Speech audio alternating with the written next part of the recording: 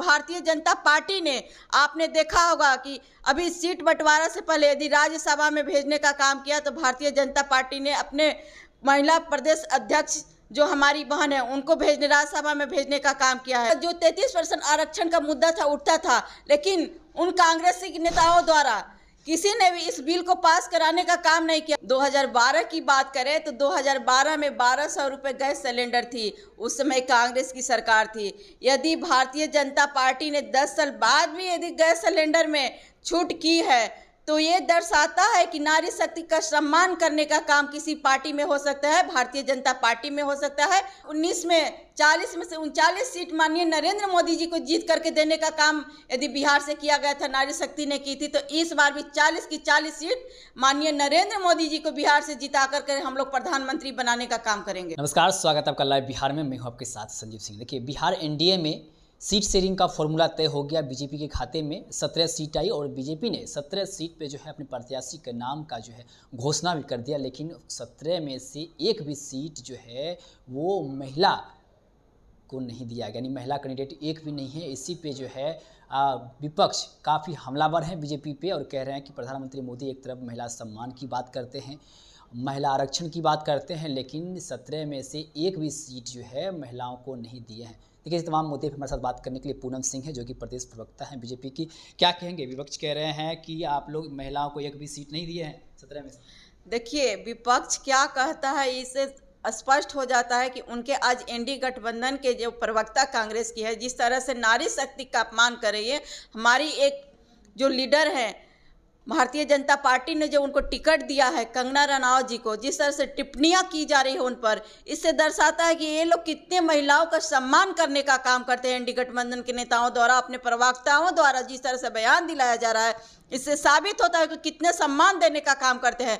लेकिन मैं स्पष्ट कर दूं कि भारतीय जनता पार्टी ने, आपने देखा होगा कि अभी सीट बंटवारा से पहले यदि राज्यसभा में भेजने का काम किया तो भारतीय जनता पार्टी ने अपने महिला प्रदेश अध्यक्ष जो हमारी बहन है उनको भेजने, राज्यसभा में भेजने का काम किया है। एमएलसी में एक हमारी बहन को भी भेजने का काम किया गया। तो भारतीय जनता पार्टी ने शुरुआत कर दी है, तो यदि टिकट नहीं मिला तो उनको राज्यसभा और एमएलसी में मान सम्मान दिया गया है। आप कैसे आरोप लगा सकते हैं?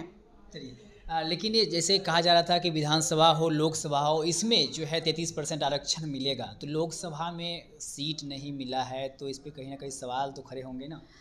देखिए, अभी इसको लागू नहीं किया गया है, इसको लागू होगा, कुछ प्रक्रियाएं होती है, प्रक्रिया पूरी हो जाएगी तो उसको नियम को लागू किया जाएगा।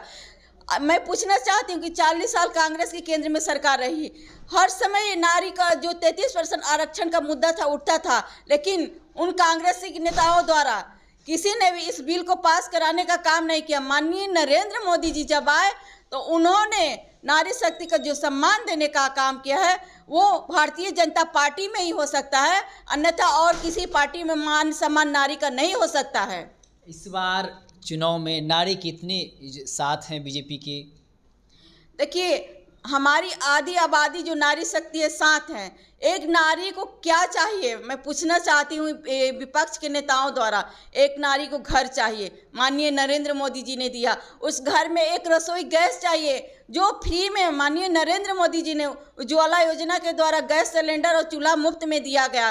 एक नारी शक्ति को घर में नल चाहिए और पानी चाहिए, उसकी भी व्यवस्था माननीय नरेंद्र मोदी जी ने किया है। एक घर में बिजली चाहिए, उसकी भी पूर्ति करने का काम माननीय नरेंद्र मोदी जी ने किया है।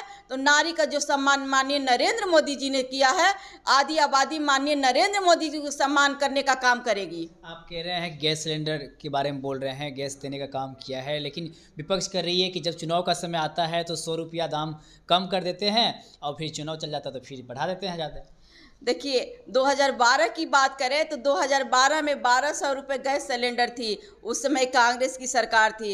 यदि भारतीय जनता पार्टी ने 10 साल बाद भी यदि गैस सिलेंडर में छूट की है तो ये दर्शाता है कि नारी शक्ति का सम्मान करने का काम किसी पार्टी में हो सकता है, भारतीय जनता पार्टी में हो सकता है और माननीय नरेंद्र मोदी जी द्वारा हो सकता है। पूरा बिहार की महिला इस बार साथ है इंडिया के? बिल्कुल साथ है। जिस आपने देखा 19 में 40 में से 39 सीट माननीय नरेंद्र मोदी जी को जीत करके देने का काम यदि बिहार से किया गया था, नारी शक्ति ने की थी, तो इस बार भी 40 की 40 सीट माननीय नरेंद्र मोदी जी को बिहार से जिता करके हम लोग प्रधानमंत्री बनाने का काम करेंगे। चलिए, बहुत बहुत धन्यवाद। हमारे साथ बात कर रहे थे पूनम सिंह जी। इन्होंने साफ तौर पे कहा है कि हमारे प्रधानमंत्री जो है नरेंद्र मोदी जी हैं, वो महिला सम्मान की बात करते हैं और करते भी हैं। आपने देखा होगा जिस प्रकार से राज्यसभा का जो है उम्मीदवार घोषित किया गया था, धर्मशिला गुप्ता जी हैं, जो कि प्रदेश अध्यक्ष महिला मोर्चा की भाजपा की, उनको राज्यसभा भेजा गया। साथ ही साथ एमएलसी का चुनाव हो, उसमें अनामिका सिंह को जो है आगे बढ़ाया गया। तो उनका कहना है कि आगे भी जो है समय आ रहा है, और जब 33% आरक्षण की जहाँ तक बात है